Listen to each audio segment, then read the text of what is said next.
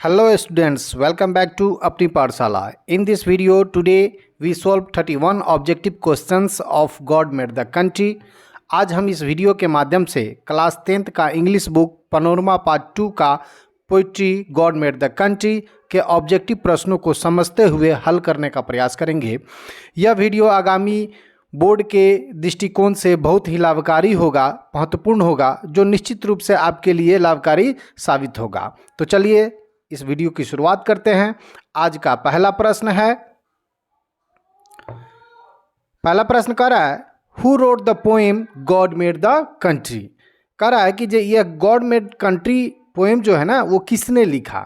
तो ये लिखा था विलियम कॉपर ने. तो इसका answer A William copper correct answer है. 2 नंबर प्रश्न कह रहा है William copper has retain the poem. यानी विलियम कॉपर ने नीचे जो ऑप्शन दिए हैं इनमें से कौन सा पोएम उन्होंने लिखा. तो गॉड मेड द कंट्री लिखा है उन्होंने. तो इसका आंसर हो जाएगा B God made the country. God made the town नहीं, God made the city, God made the village, ये सब गलत है. गॉड मेड द कंट्री ये सही है.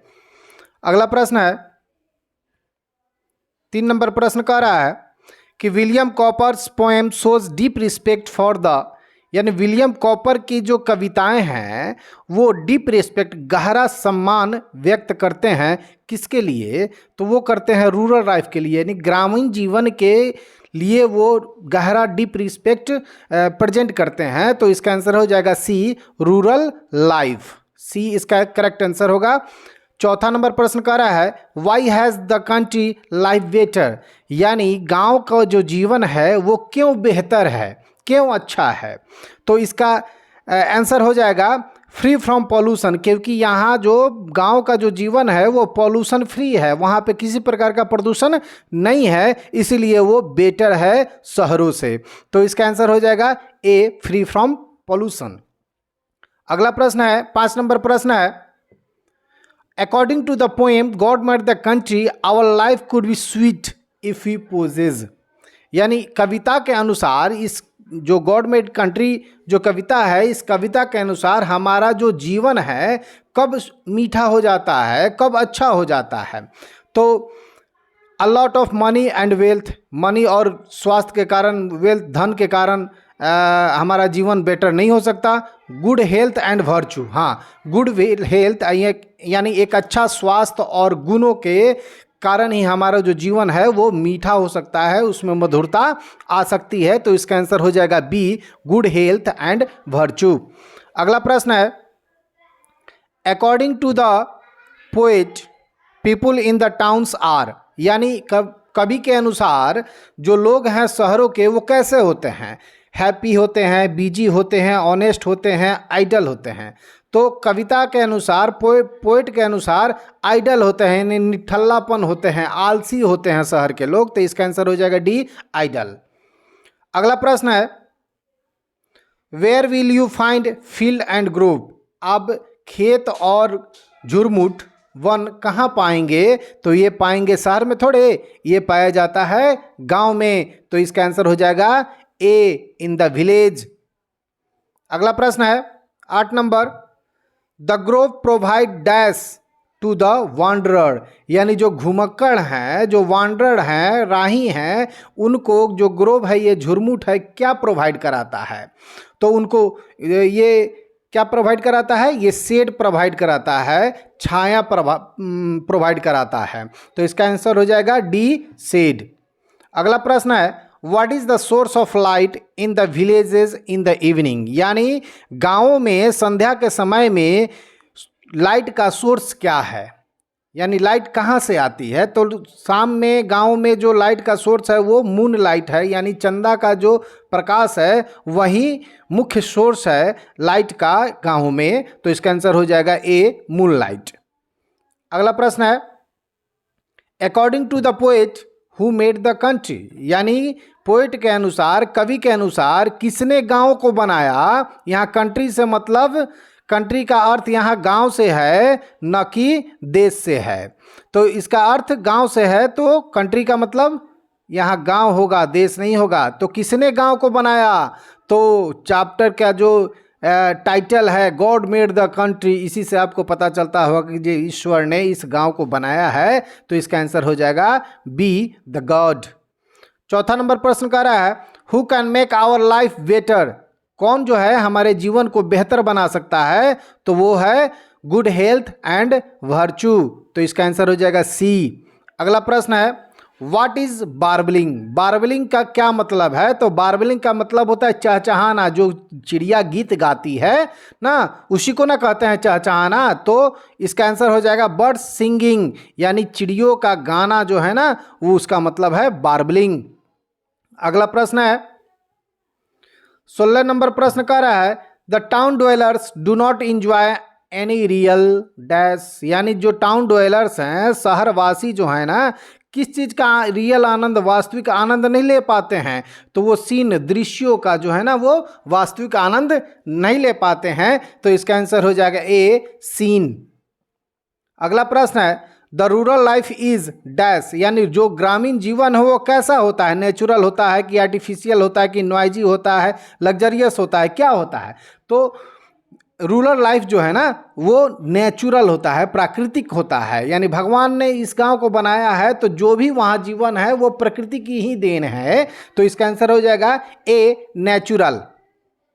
अगला प्रश्न है अर्बन लाइफ, अर्बन मतलब शहरी जो जीवन है ना वो कैसा होता है, सिंपल होता है, लग्जरियस होता है, क्वाइट होता है, नेचुरल होता है, तो अर्बन लाइफ जो है ना वो लग्जरियस होता है, तो इसका आंसर हो जाएगा बी लग्जरियस। अगला प्रश्न है 19 number according to the poet who made the town, यानी कवि के अनुसार शहरों को किसने बनाया, तो शहरों को आदमी ने बनाया है, मनुष्यों ने बनाया है, तो इसका आंसर हो जाएगा A man made the town. अगला प्रश्न है our grove were planted to dash at noon, यानी हमारे जो ग्रोव झुरमुट हैं वन हैं वो प्लांट किए गए हैं दोपहर में, किस चीज़ के लिए, तो दोपहर में लोगों को कंसोल करने के लिए, सांत्वना देने के लिए इस ग्रोव को प्लांट किया गया है, तो इसका आंसर हो जाएगा डी कंसोल, कंसोल मतलब सांत्वना। अगला प्रश्न है विलियम कॉपर वाज बर्न इन, यानी विलियम कॉपर जो हमारे इस पोइट्री के राइटर हैं, पोइट हैं, उसके उनका जन्म कब हुआ था, तो उनका जन्म हुआ था 1731 में और उनकी मृत्यु जो हुई थी वो सन 1800 में हुई थी, तो इसका आंसर अभी जन्म पूछ रहा है, तो इसका आंसर हो जाएगा ए 1731, तो इसका आंसर ए बिल्कुल करेक्ट आंसर है। अगला प्रश्न है 22 नंबर प्रश्न कर रहा है विलियम कॉपर डाइड इन, यानी विलियम कॉपर का जन्म कब हुआ था, मृत्यु कब हुई थी, तो ये हुई थी सन 1800 में, तो इसका आंसर हो जाएगा बी 1800। अगला प्रश्न है where do you find health and virtue, हम लोग कहाँ पाते हैं स्वास्थ्य और गुण सद्गुण, कहाँ पाते हैं, कंट्री में, टाउन में, विलेज में, स्पेस में, तो यहाँ कंट्री आंसर ए होगा, लेकिन विलेज भी दिया हुआ है तो ज़्यादा सुटेबल टाइटल के अनुसार कंट्री ही होगा, यहाँ विलेज भी हो सकता है ना, लेकिन ज़्यादा हम लोग चलेंगे सुटेबल चैप्टर के अनुसार, तो यहाँ कंट्री होगा, ठीक ना, ए, तो इसका ए करेक्ट आंसर होगा। 24 नंबर है what is the poet's desire, यानी पोएट की इच्छा क्या है, तो पोएट की इच्छा है प्लेजर ऑफ नेचुरल ऑब्जेक्ट, यानी नेचुरल प्राकृतिक वस्तुओं का आनंद लेने की उनकी इच्छा है, तो इसका आंसर हो जाएगा D pleasure of natural object. 25 number question कह रहा है कि due to song of town, यानी शहर के गीतों के कारण विच बर्ड हैज डिपार्टेड, कौन सी चिड़िया डिपार्ट हो गई है, विदा हो गई है, चली गई है, पैरोट, थ्रस, कुकू और स्पैरो, तो आपने देखा होगा चैप्टर में पढ़ा होगा कि जो शहर के जो गीत हैं वो कंफाउंड कर देते हैं, हक्का बक्का कर देते हैं थ्रस को, यानी थ्रस मतलब कस्तूरिका को, तो वो वहाँ से डिपार्ट हो जाती है, चली जाती है, तो इसका आंसर क्या होगा बी थ्रस।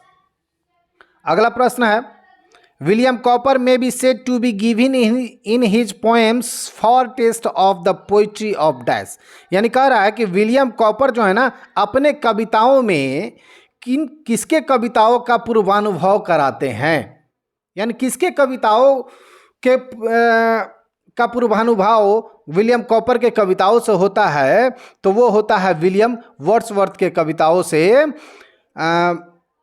पूर्वानुभाव का अनुभव होता है। तो उसका आंसर हो जाएगा ए वर्ड्सवर्थ।